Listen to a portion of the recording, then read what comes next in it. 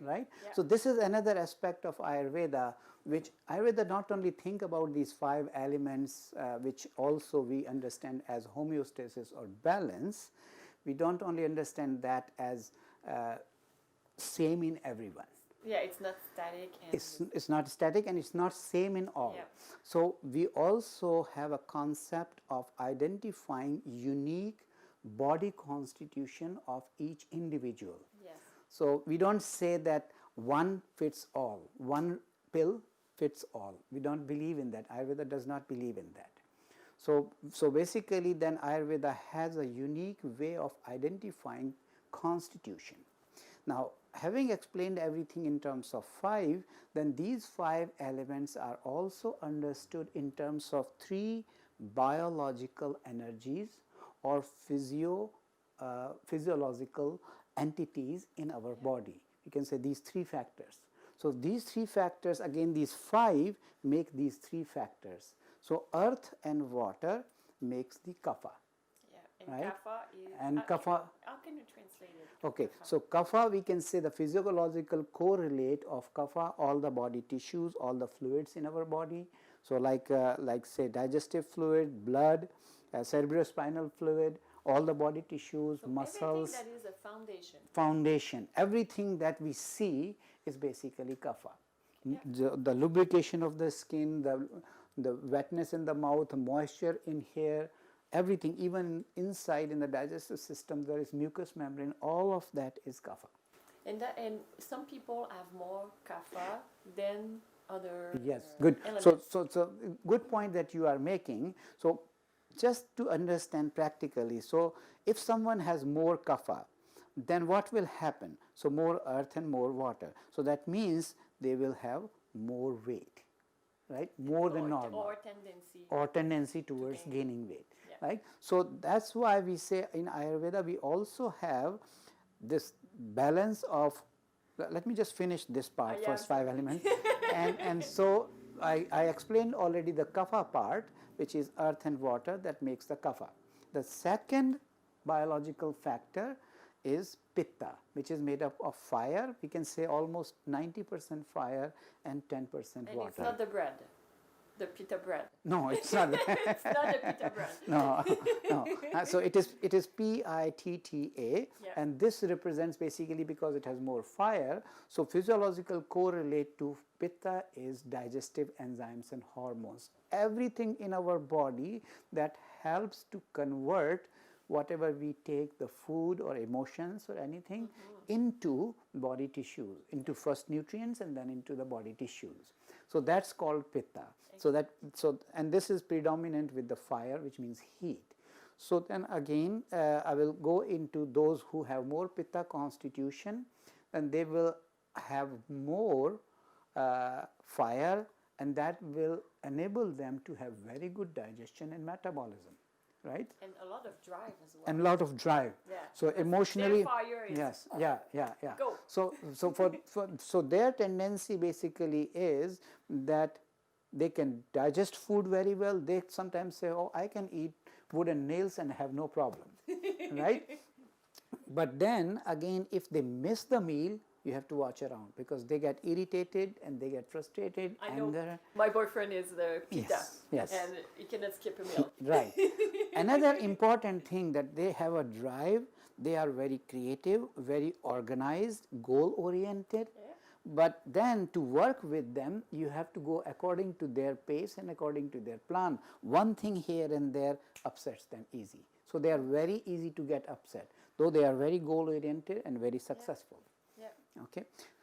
Now we go into the third biological factor, which is made up of air and space. So air makes it more moving, right? So those who have this more air and space but less of earth, that means they have less weight. So these people will have a tendency of underweight. They will say, how come I eat more portions of food than many other people and still I don't gain weight? And there are the other people like kapha and they say, I smell the food and gain weight, right? And so, that person in front of me, she can eat anything. Anything and it's still no problem. Exactly. Okay, so these are three Kapha, Pitta and Vata, these are three factors, three biological factors. Balance of these factors brings the health, and imbalance of any of those brings the imbalance according to whichever is out of balance. So now we have understood the 5 elements and the balance and imbalance of those. We have understood the 3 doshas made up of these from these 5 elements. We also understood, now there is one thing that is very important to understand. Just like in the modern system we have genetic makeup.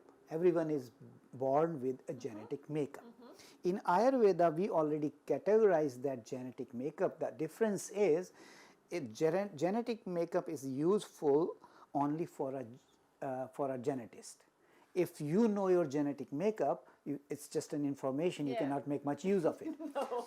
But there is a born genetic makeup, or we can say born predominant dosha. And if we know that, then just like we know that, okay, if I am genetically kapha, or I am genetically pitta, or I am genetically vata, and then kapha is made up of earth and water. So according to that, earth is more heavy, water is more oily. So that means I have predominance of heavy and oily qualities in me.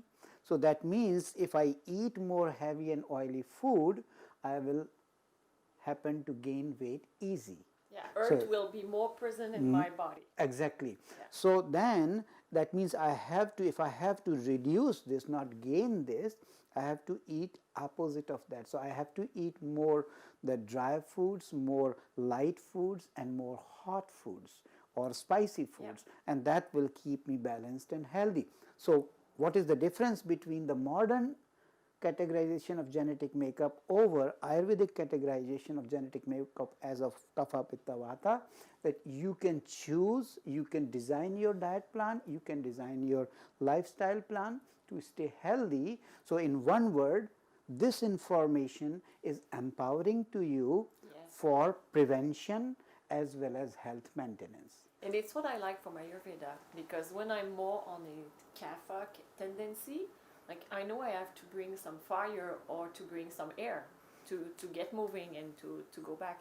But when I'm more on the insomnia, I don't sleep. Okay, I know I need more earth to be more grounded. More grounded, When things right. don't go up, okay, I need more fire. So Good, it's good. I like the view because it's very tangible. We can see the elements around. Right, right. and the earth. In fact, I have even seen this, that this is because using the modern medicine information, you need to be a biologist and you need to have information of physiology, biochemistry, pharmacology.